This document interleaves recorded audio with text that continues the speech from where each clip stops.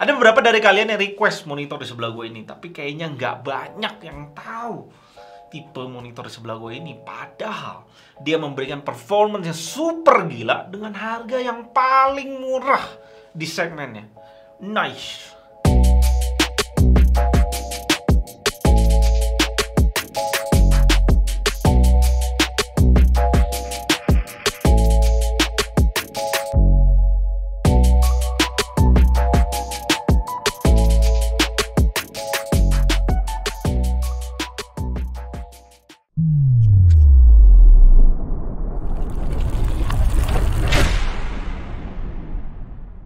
Selamat datang di GTA di channel paling canggih di 2021, Lenovo Legion Y2525, brand premium dari Lenovo. Tapi di Indonesia ternyata bisa Legion ini memberikan harga yang paling murah dibanding kompetitornya. Kita langsung aja ke dusnya. Di sini nggak ada yang terlalu menarik untuk dibahas. Kardus biasa aja dengan logo Legion yang gede banget dibikin ya sama dia. Kita buka dusnya dan kita dikasih manual book. Kita lempar aja. Kabel power tanpa adapter, jadi ada di dalam monitor adapternya. Kabel DisplayPort dan USB hub masing-masing satu. Stand yang dikasih ke kita bener-bener mirip boomerang. Dengan desain khas Legion, kualitasnya besi yang dibalut sama plastik cukup tebal. Lumayan berat, dikasih warna biru juga di bagian bawahnya. Gue suka sih birunya, tapi kalau monitornya udah berdiri sih, ya biru ini udah lenyap, nggak kelihatan lagi. Karet penahan stand ada 3, yang bagian tengah dibuat lingkaran sama dia, dan semua karetnya dibikin tebal sama dia. Ini nice untuk tatakan monitor, jadi nggak gampang goyang-goyang.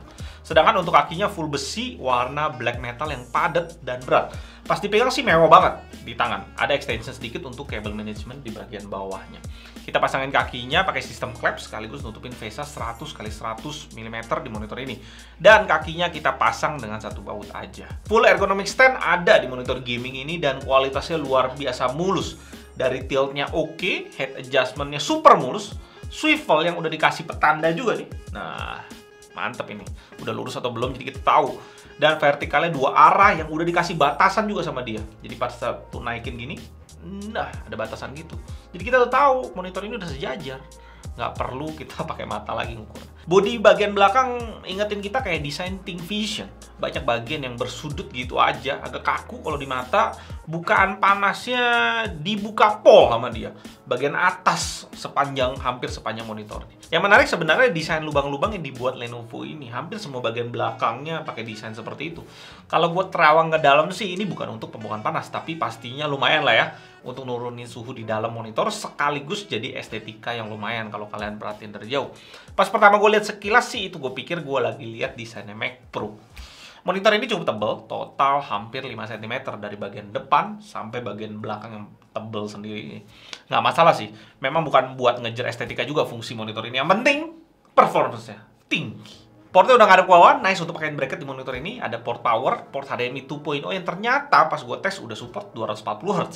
Satu DisplayPort 1.2, port USB hub upstream untuk power up, 2 USB 3.2 di sebelahnya. Dan di bagian kanan monitor ada lagi 2 port USB 3.2 dan audio out. Bagian depan pastinya udah bezel lah di 2021. Tebelnya preset bezelnya di 0,7 cm. Dan bezel bagian bawah ada logo Legion dan tombol pengaturan OSD. Terakhir di monitor ini juga kasih kita extension untuk kita taruh headset. Nice Legion. Masuk ke spek lengkap monitornya di website Lenovo. 25 inch Full HD Resolution IPS panel flat, 240 Hz refresh rate dengan brightness 400 nit dan kontras 1000:1. Panel bitmapnya 8 bits murni, support FreeSync dan G-Sync compatible, tentunya harus lewat DisplayPort.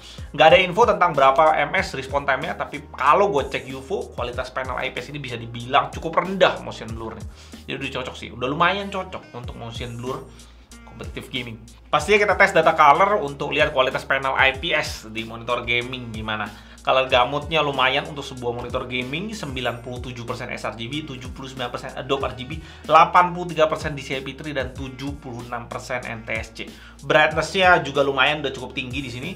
Maksimumnya kita dapetin di 364,1 nits dengan kontras 1080:1 dan white point yang agak kebiruan di 7200 Kelvin.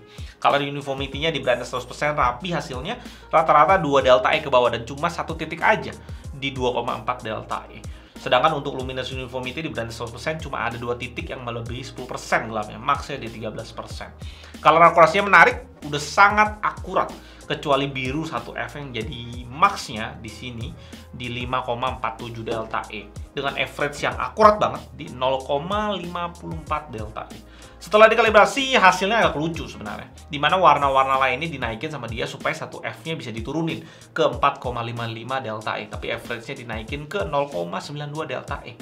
Kayaknya lebih baik nggak usah dikalibrasi sih, udah cukup akurat. Overall ratingnya rapi banget sebelum dikalibrasi, kontras dan color gamut dapetin angka sempurna, dan rata-rata ratingnya udah tinggi juga di 4,5 poin. Oke, di sini kita tes bleeding. Nah, kalian lihat ya, di sini gue udah gerakin kursor. Di sini bukan monitornya mati jadinya. Nah, di sini sih monitor IPS di sini bagus banget ya. Di Legend Y2525 nggak ada indikasi bleeding sama sekali. Bagus sih, walaupun dia murah, nggak di-cut sampai habis, sampai panelnya bleeding parah. Nice. Tapi ini nggak menjamin ya, kalau kalian beli nggak dapet bleeding.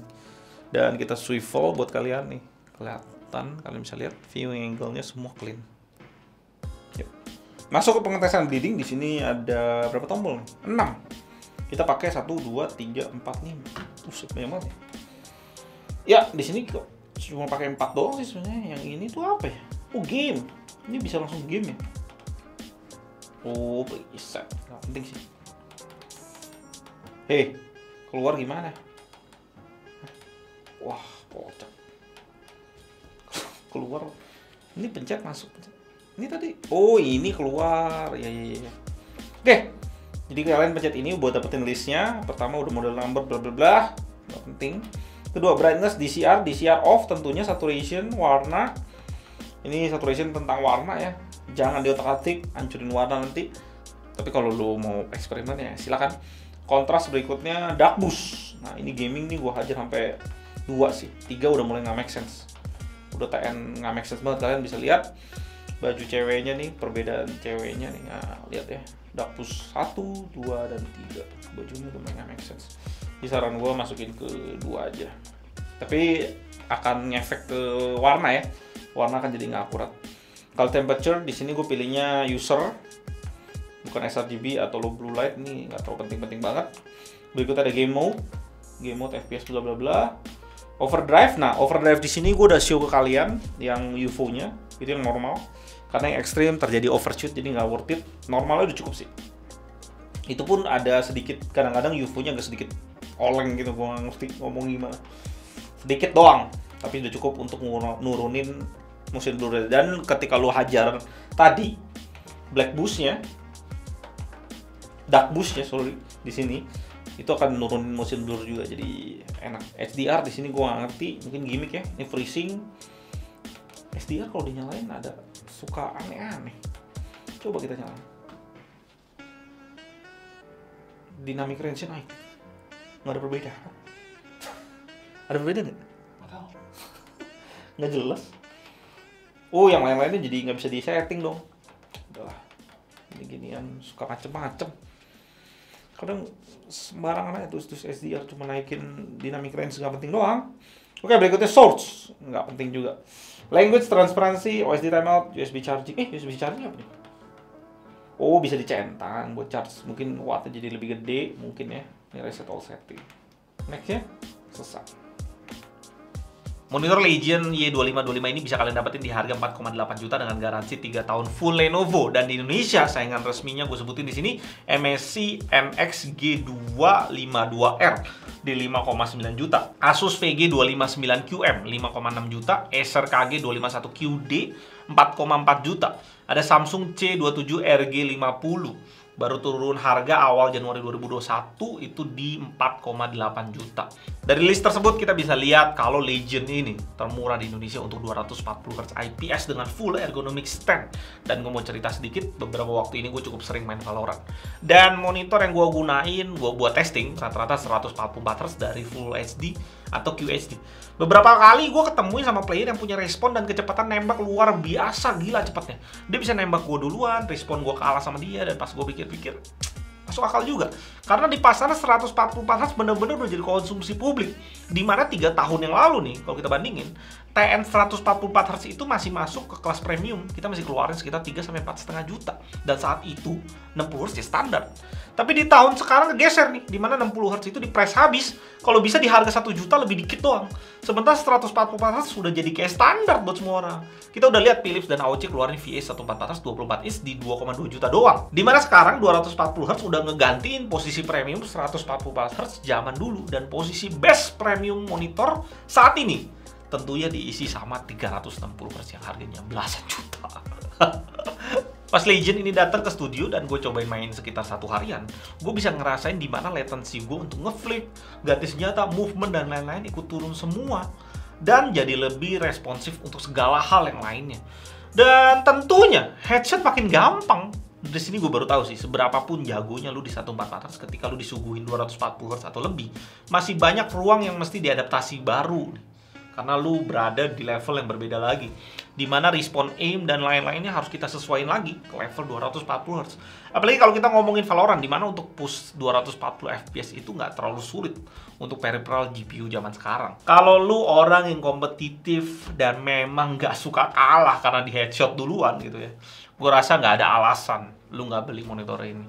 Dan dengan harganya yang bisa dibilang paling murah di Indonesia, kita juga masih dapetin panel IPS dengan kualitas warna yang udah akurat. Pastinya cocok untuk multimedia dan editing. Enak banget buat nonton sih pastinya.